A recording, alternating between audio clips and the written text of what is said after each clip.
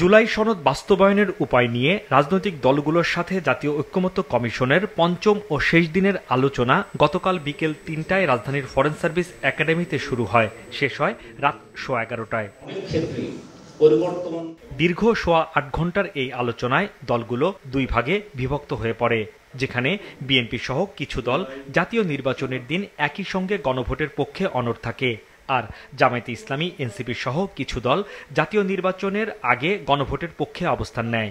গণভোটের প্রশ্নে কি উল্লেখ থাকবে এবং ভিন্নমত থাকা প্রস্তাবগুলো বাস্তবায়ন কিভাবে হবে, এসব প্রশ্নের সুরাহা হয়নি গতকালের আলোচনায়। একই দিনে না হয়ে আগে গণভোট হয়ে যাওয়া এবং এই সনদ অনুমোদন হয়ে জনগণের সমর্থিত হয়ে তার ভিত্তিতে আগামী নির্বাচনের কিছু বিষয় আনসেটেল আছে, সেগুলো সেটেল করে তার ভিত্তিতে যদি আমরা জাতীয় নির্বাচনটা করি তাহলে এটাই দেশের জন্য কল্যাণকর হবে বলে আমরা মনে করি। আমরা যদি একটা বিশাল নির্বাচনী আয়োজনের মধ্যে যেটা আছে সেরকম আরেকটি আয়োজন যদি তার আগে করি, এটা নির্বাচনকে বিলম্বিত করার মতো একটা প্রয়াস হবে বলে আমরা মনে করি। সুতরাং এটাকে আমরা পরিহার করি জাতীয় স্বার্থে।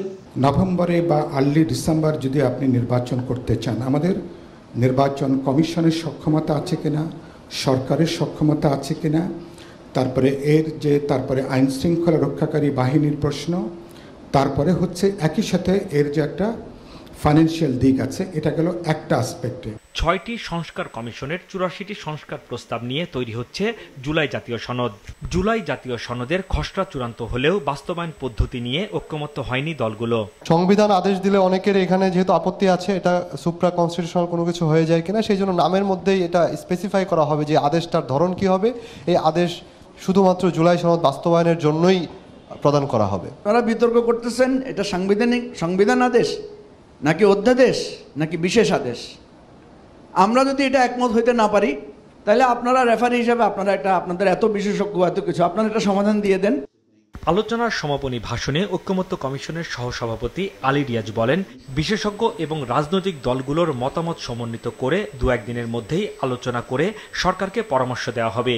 ঐক্যমত্য কমিশন এই প্রেক্ষাপটে বিশেষজ্ঞদের মতামত, গত ৫ দিন ধরে আপনাদের যে মতামত, বিশেষত আজকের যে মতামত, সেগুলোকে সমন্বিত করে আমরা আগামী ২-১ দিনের মধ্যে আলোচনা করে সরকারকে পরামর্শ দেব এবং এই প্রক্রিয়ার সঙ্গে যারা অংশগ্রহণ করেছেন সমস্ত রাজনৈতিক দল এবং জোটগুলোকে এই বিষয়ে আমরা অবহিত করব। আগামী ১৫ থেকে সর্বোচ্চ ১৭ অক্টোবরের মধ্যে জুলাই সনদ স্বাক্ষর হবে বলে আশা করছে ঐক্যমত্য কমিশন। হাসনাইন তানভীর, মাছরাঙা সংবাদ, ঢাকা।